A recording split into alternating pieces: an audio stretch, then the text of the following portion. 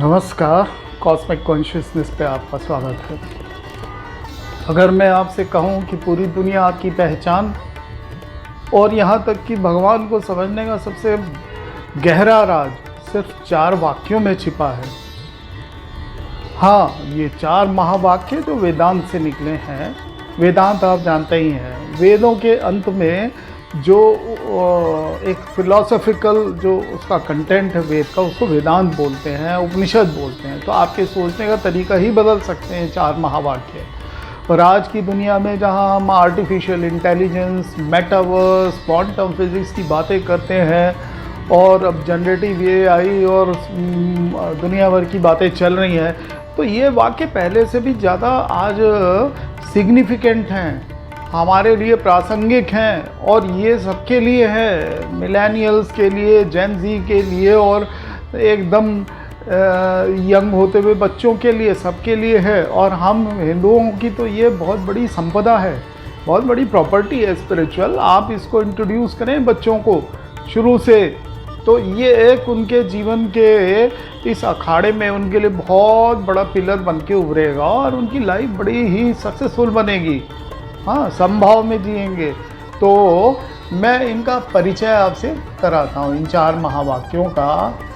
और देखिए, ये 4 महावाक्य को आप हल्के में मत लीजिएगा। मैं ये कहूँगा कि ये जो 4 महावाक्य हैं बहुत बड़ी चीज़ है। इसके पीछे बहुत लंबी थॉट प्रोसेस रही होगी हमारे ऋषि मुनियों की, तब जा कर के इन्होंने एक ये प्रॉम्प्ट, समझ लीजिए जैसे एआई का प्रॉम्प्ट होता है ना, वैसे सक्सेसफुल लाइफ के प्रॉम्प्ट्स हैं। ठीक है, तो 4 महावाक्य है। तत्त्वमसि, इसका अर्थ होता है तू वही है। अब तू वही है क्या मतलब है? तू का मतलब है, फॉर एग्जाम्पल मुझे कहा जा रहा है तू मतलब मेरी कॉन्शियसनेस, मेरी चेतना, और वही है का मतलब ब्रह्म को बोला जा रहा है, जो सुप्रीम कॉन्शियसनेस है। तो मैं और सुप्रीम कॉन्शियसनेस एक ही हैं। अब आप इस बात का क्रक्स समझिए, इसका असर समझिए, सारांश। ये चीज़ सबके लिए है। तो मेरे बगल में कोई व्यक्ति बैठा है, वो भी कह रहा है कि वो भी ब्रह्म है, मैं भी कह रहा हूँ मैं भी ब्रह्म हूँ, वो भी कह रहा है वो भी ब्रह्म है। तो हम सब एक ही हैं। इसका जो क्रक्स निकलता है, इसका जो निचोड़ निकलता है, इसका जो सिग्निफिकेंस है आज की सोसाइटी में, जो इतनी डिवाइसिव है, इतनी जो है टूटी फूटी है, फ्रेगमेंटेड है, कहीं जातिवाद, कहीं धर्म, कहीं कुछ, तो उसके लिए हमको ये महावाक्य बहुत ज़बरदस्त एक क्लियरिटी देता है। दूसरा है अहम अयम आत्मा ब्रह्मा, यह आत्मा ही ब्रह्म है। उसी चीज़ को दूसरे ढंग से लिखा गया है कि हमारी आत्मा ही ब्रह्म है। यानी ब्रह्म क्या मतलब? परम आत्मा। ठीक है जी। तो ये हो गया दूसरा महावाक्य। अब तीसरा महावाक्य है प्रज्ञानम ब्रह्मा। ये भी सिमिलर है। इसमें यह कहा गया है कि चेतना ही ब्रह्म है। चेतना क्या है? आपकी कॉन्शियसनेस। ब्रह्म क्या है? Super consciousness. तो ये दोनों एक ही हैं। अब चौथा है अहम ब्रह्मास्मि, यानी इसका भावार्थ क्या है? The meaning of this sentence is मैं, I am the Brahma, everyone is the ब्रह्म। तो एवरीवन इज सेम, राइट? अगर हम अपने एक्सटर्नल आइडेंटिटी को एक साइड रखें तो हम सब एक ही हैं। तो यहाँ से आपको एक बहुत बड़ी लीड मिलती है, एक बहुत बड़ा जो है एक आपको कुदरत की एक फंडामेंटल बात समझ में आती है कि बेसिकली हम सब एक हैं। हमारी क्लासिफिकेशन हमारे तरह तरह के अपीयरेंसेस से, कलर से, कास्ट से, क्रीड से, रिलीजन से हो गई, लेकिन वेरी बेसिकली हम सब एक ही हैं और एक ही जगह जाएंगे। जहाँ से आए हैं वहीं रहेंगे, वहीं से सभी आए हैं, और जहाँ जाएंगे वहाँ पर सभी जाएंगे। ठीक है, तो ये 4 महावाक्यों को मैंने आपको बताया है। अब इसको थोड़ा सा हम ये भी समझने की कोशिश करेंगे कि ये सिर्फ धार्मिक मंत्र नहीं है, बल्कि इंसान की चेतना और विज्ञान की अंतिम खोज है। ये कॉन्शियसनेस की एक फाइनल फ्रंटियर है, और इवन साइंस की। वैसे साइंस में आपको बताता हूँ एक अलग कोई एंटिटी नहीं है। Science is just a way to understand this universe. इस ब्रह्म को समझने के लैंग्वेज को हम कहते हैं विज्ञान।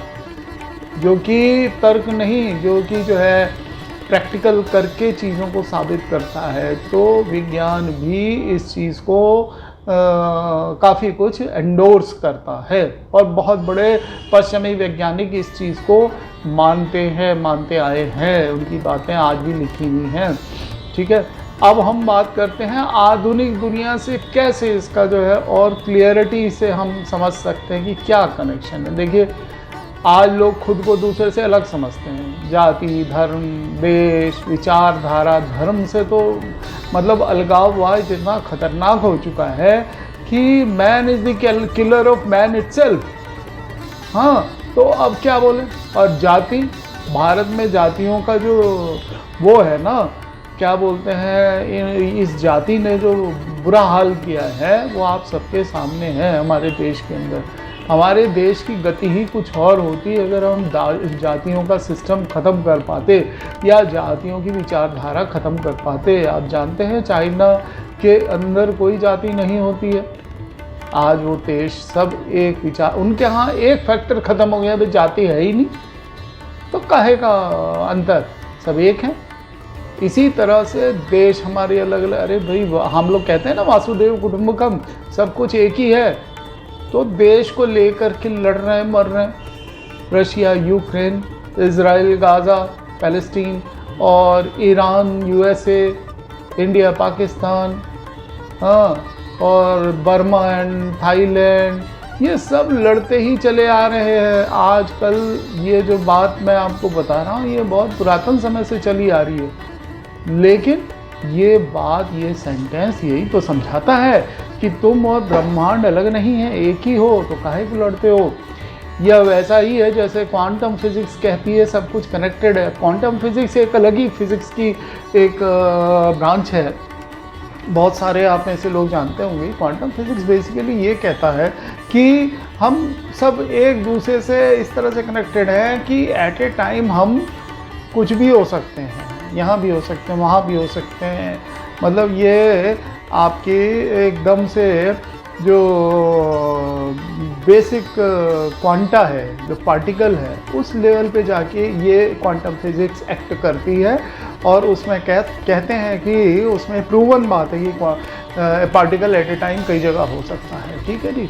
तो अब आते हैं अयम आत्मा ब्रह्म, यह आत्मा ही ब्रह्म है। आज हम अपनी आइडेंटिटी केवल अपने शरीर से करते हैं। आप अपनी पिक देखते हो, आप अपनी सोशल मीडिया प्रोफाइल में ढूंढते हो, भाई ये आपने लगा दिया तो ये है मेरी आइडेंटिटी। ठीक है जी। और यह वाक्य याद दिलाता है कि ऐसा नहीं है भाई, असली पहचान तो आपके अंदर की कॉन्शियसनेस है, आपके अंदर की आत्मा है जो इनफाइनाइट है, जो सभी के अंदर है। तीसरा है प्रज्ञानम ब्रह्म, कॉन्शियसनेस ही परम सत्य है। यानी जैसे आज न्यूरो साइंस और आर्टिफिशियल इंटेलिजेंस खोज रहे हैं चेतना क्या है। हाँ, महावाक्य कहता है कि कॉन्शियसनेस कोई बायोलॉजिकल एक्सीडेंट नहीं है, ये इमर्ज नहीं होता है, it doesn't have a emerging property.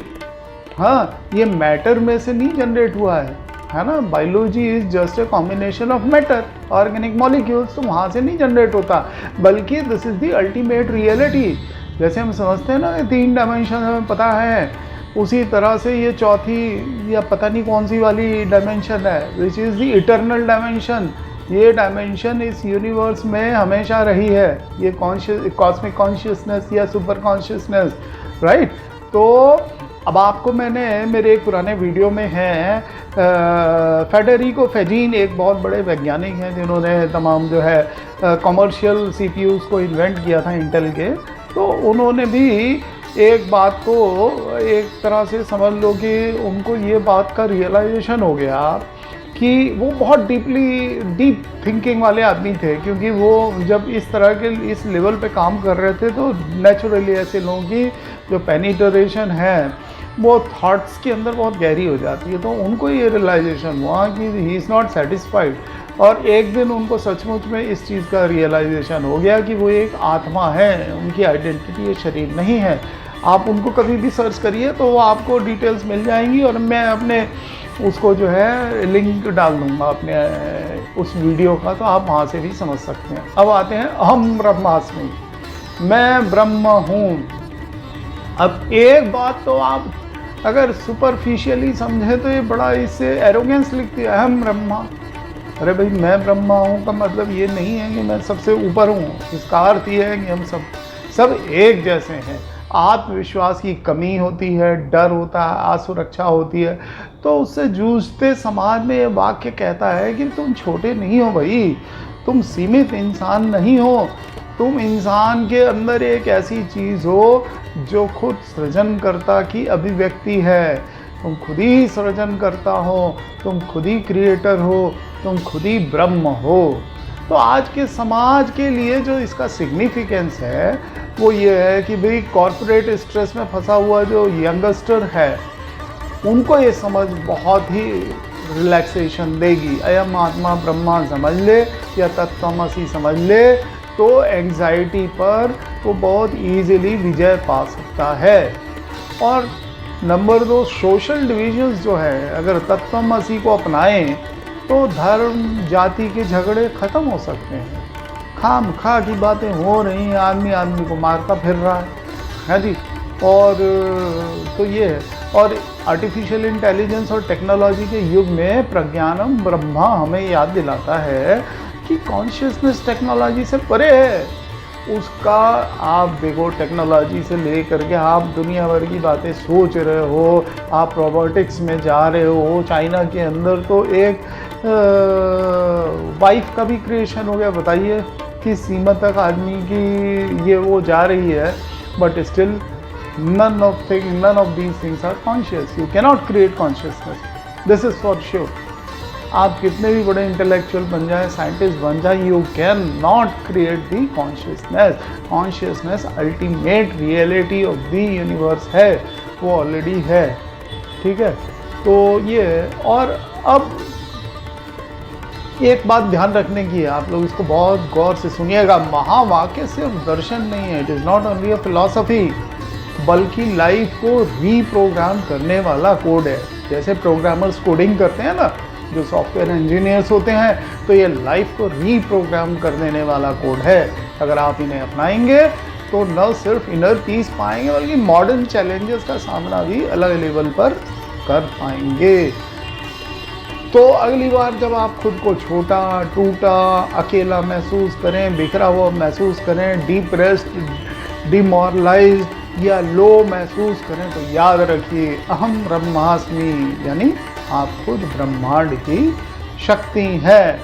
आप इसको वीडियो को अगर अच्छा लगे तो लाइक कीजिए, सब्सक्राइब कीजिए और कमेंट करके मुझे बताइए कि इसके आगे भी क्या आप इस कंटेंट से संबंधित कुछ चीज़ जानना चाहते हैं, तो that will be I will be grateful to you. मैं ज़रूर उसके ऊपर कोई कंटेंट बना करके आपके सामने जल्दी ही पेश करूँगा। ठीक है, नमस्कार, धन्यवाद।